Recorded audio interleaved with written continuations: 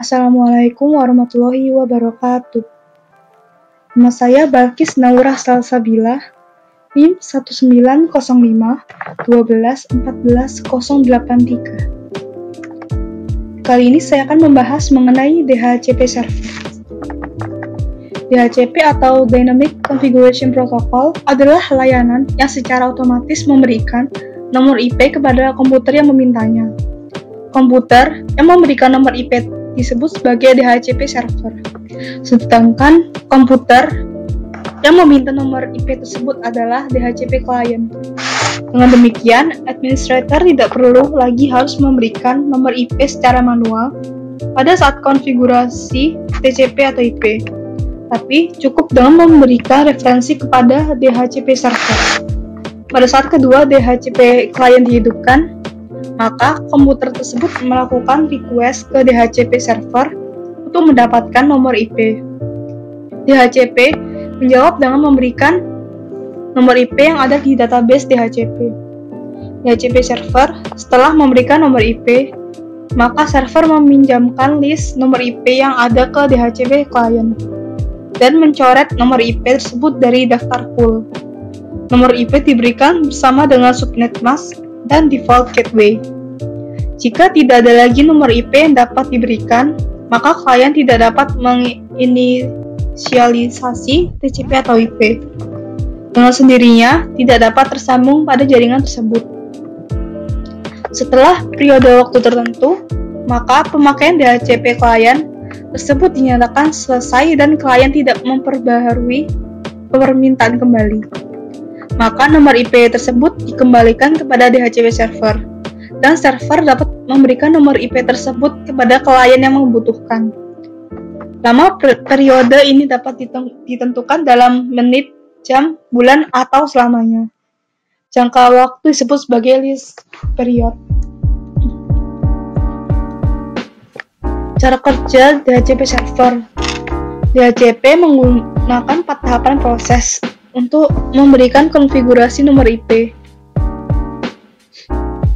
DHCP discover, klien meminta nomor IP ke server. Broadcast mencari DHCP server. Lalu yang kedua ada DHCP over. DHCP server bisa satu atau lebih server jika memang ada atau lebih DHCP server yang mempunyai nomor IP, memberikan penawaran ke klien tersebut. Lalu pada tahap ketiga DHCP request. Klien memilih penawaran DHCP server yang pertama, diterima, dan kembali melakukan broadcast dengan message menyetujui pinjaman tersebut kepada DHCP server. Lalu pada tahap keempat, DHCP acknowledgement. DHCP server yang menang memberikan jawaban atas pesan tersebut, berupa konfirmasi nomor IP dan konfirmasi lain kepada klien dengan sebuah acknowledgement. Kemudian klien melakukan inisialisasi dengan mengikat atau binding nomor IP tersebut, dan klien dapat bekerja pada jaringan tersebut, sedangkan DHCP server yang lain menarik tawarannya kembali. Kelebihan dari DHCP server ialah memudahkan dalam transfer data kepada PC klien lain atau PC server.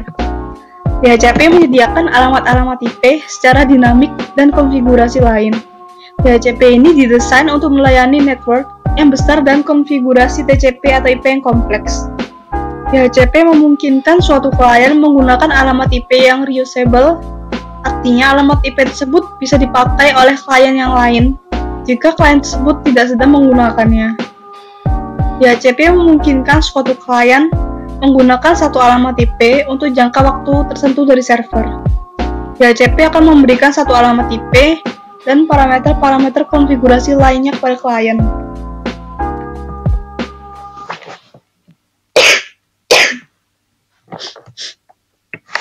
Kekurangan dari DHCP server ialah semua pemberian IP bergantung pada server.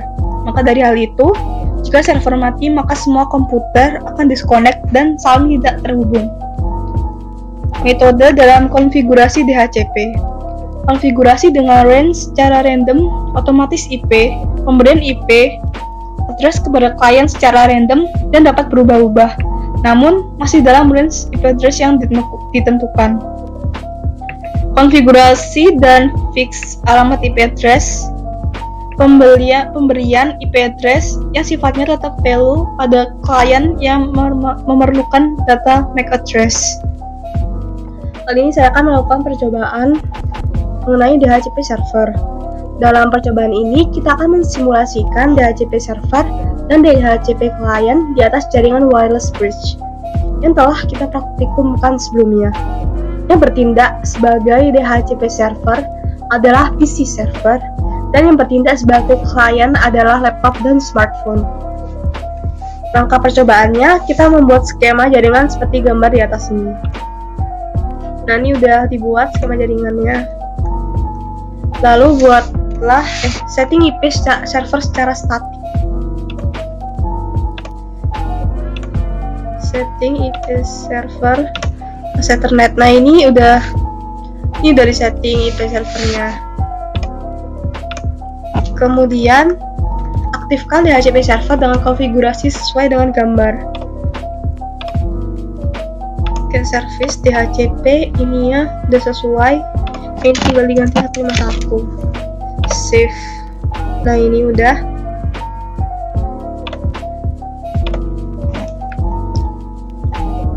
Selanjutnya, aktifkan laptop dengan menggunakan DHCP client dan pastikan sudah mendapatkan IP dari DHCP server. Laptop IP requesting IP address, DHCP requestnya successful. Lalu aktifkan pula smartphone dengan menggunakan DHCP client dan pastikan sudah mendapatkan IP dari DHCP server. Aktifkan DHCP request successful. Selanjutnya, untuk mengetahui jika jaringannya udah bisa atau belum, kita melakukan ping.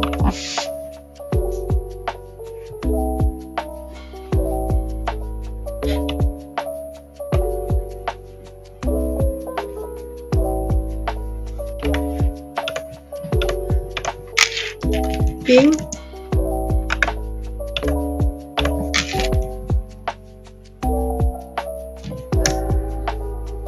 Nah, ini sudah bisa.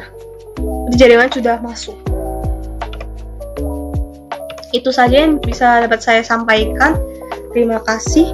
Wassalamualaikum warahmatullahi wabarakatuh.